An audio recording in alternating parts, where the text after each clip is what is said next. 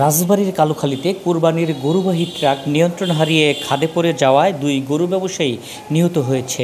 আহত হয়েছে আরও অন্তত ৮ জন। সেই সাথে মারা গেছে ২টি গরু। যদিও এই ঘটনায় ১৪টি জীবিত গরু উদ্ধার করেছে ফায়ার সার্ভিসের কর্মীরা। শনিবার বেলা পৌনে ২টার দিকে রাজবাড়ী কুষ্টিয়া আঞ্চলিক মহাসড়কের কালুখালী উপজেলার বাংলাদেশ হাট এলাকায় এই দুর্ঘটনাটি ঘটে।